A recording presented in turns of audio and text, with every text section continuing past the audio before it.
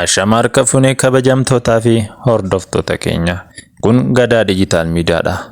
Qophii keenya har'aatiin mata duree gadoo jedhamtuun seeneffama tokko qabannee isinii dhiyaannee jirra. Hanga xumuratti nu hordofaa affeerraa keenya.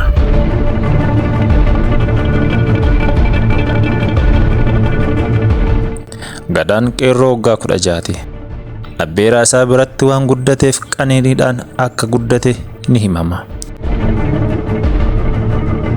Abbaan isaa daa'imummaadhaan irraa du'e.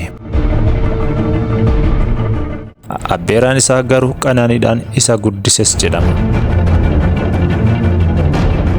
Abbeeraan Gadaa haala seeraa fi duudhaa sabaa akkasuma immoo safuu sabichaa akka gaariitti beeksisaa, barsiisaa, hubachiisaa akka guddises himama.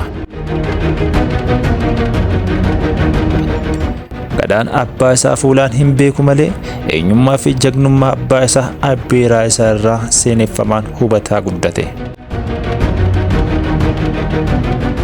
Duuti abbaa Gadaa dura gadhee osoo hin taane diina isaatiin osoo wal morkuu jagnummaadhaan akka du'es ni himama. Guyyaa keessa gaafa tokko keessummaan mana abbeeraa isaa dhufee bule jedhama. Abbeeraanis keessummaa kana akka aadaa isaatti keessummeessee bulche jedhama. Egaa lafti erga baree akka aadaa Oromootti farda keessummichaa koranii geggeessuu waan baratamedha. Aadaa Oromoon kaleessa ittiin buluu fi har'as kutaan Oromoo hedduun kan ittiin bulaa jirudha. Egaa abbeeraan kun erga keessummicha gaggeessuu barbaadeeti daandii haa itti argisiisuuf ilma Gadaa kana qabatee akka inni deemuun ajajeef. Egaa Gadaan akka keessummaa kana faana deemuudhaan daandii itti argisiisee geggeessaadhaan erga ta'eetii biraa akka deebi'u itti hima. Egaa abbeeraan kunis keessummaa erga farda kooree ka'eetii Gadaan akka keessummaa kana geggeessu ajaja. Erga farda keessummaa kooree fi kabajaadhaan keessummeessicha geggeessuudhaaf Gadaa ajaja tokko dabarseefi. Egaa ajajni kunis keessummaa kana fudhuuti hanga tokko daandiitti argisiisi biraa deebi waan jedhudha.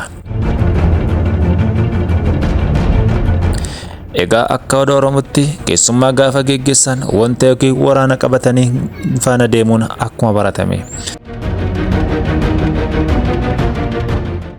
Maaliif jennaan keessummaa faana deemaa jirtu kana eenyummaa isaa waan hin beekneef rakkoo dhufuuf kan obii ta'u si qofa akka ta'e waan hubatamuuf.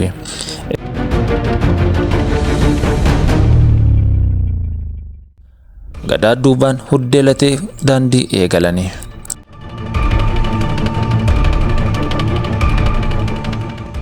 Yeroo kana farda duubaan huddeelatee keessummeessichis daandii eegalee. Egaa ajaja abbeeraa isaa kan fudhate Gadaanis daandii eegaluu keessatti haasa waliin eegalan jedhama. Gadaa fi keessummeessichis tapha haasa akkasuma kokkolfuudhaan osuma deeman ujubaa guddaa tokkotti dhufanii.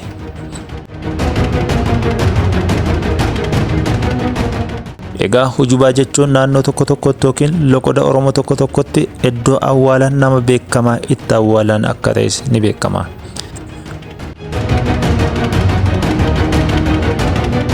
Abbaan Gadaallee ujubaa kana keessatti akka awwaalame seeneffamni kan addeessudha.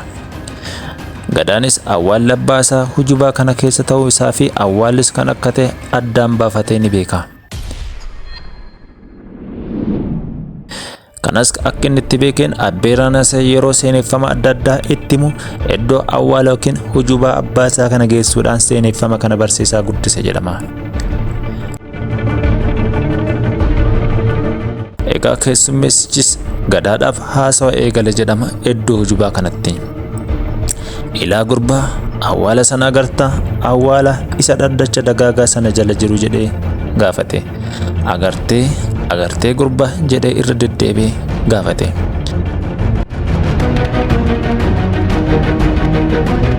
Keessummeessichis itti fufuudhaan haasaasaa ani yennaa dargaggummaa kootii dhiira caalu ture. Kanumaan kan ka'e hiriyyoonni kiyya kormee jedhanii na yaamu. Warri naannoo keenyaa immoo gaanfuree ilmaa naan jedhaa turani. Jechuudhaan kooraa farda isaa tottolfataa yeroo tokko sesseeqaa laphee isaa rurrukutaa gadatti of argisiisaa deemuu eegale.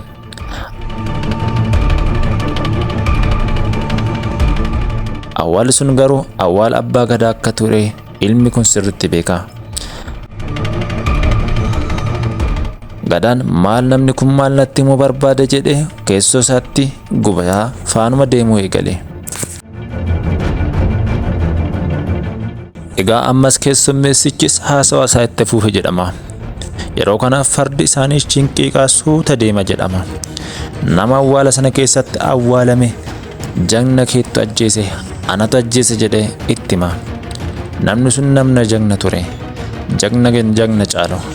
Anatu itti ajajame malee namni sun nama hedduudhaafis nama gajjedhu miti.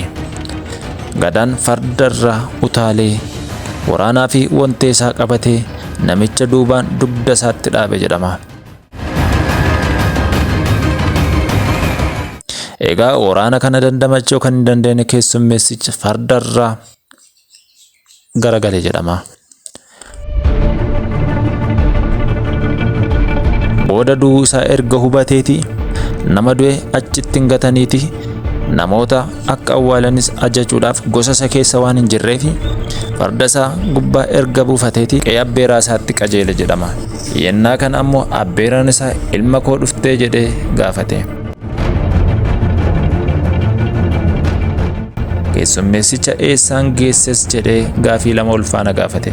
Gadaanis abbeeraa anaa fi keessummeessichi osoo waliin deemaa jiru. Haasawaan keessummeessichaa baay'ee tokko garaa na nyaate. Osoo na wajjin deemaa jiru namichi kun abbaa koo ajjeesuu natti hime. Egaa abbaa koo nama ajjeesaa ture hanga ammaa nu hunduun barbaannaa miti abbeeraa koo jedheeni. Abbeerichi seenaa kana baay'ee waan argeef rifaatuudhaan akkam gooteree abbeerichi jedhee gaafate. Korma koo ajjeefte moo akkam gooteree jedhee gaafate. Abbeeraa isaatti kan himaa jiru gadaan akka dhiiraatti farda gubbaa utaalee duubaan itti dhaabee lafaan ga'e jedha. Egaa fardichi kunoo kan argaa jirtu. Diina abbaa koo yeroodhaaf ajjeesee hardhammoo gumaa abbaa kootii baaseera. Abbeeraa koo maal naan jette jennaani. Abbeeraan isaa kormeedha.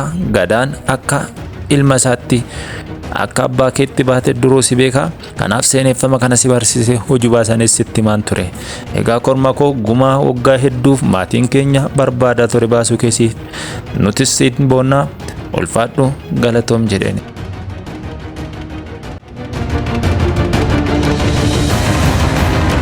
Egaa kabajamtootaa fi hordoftoota keenya seeneffama kanarraa waa baay'ee bartan jennee abdii qabna.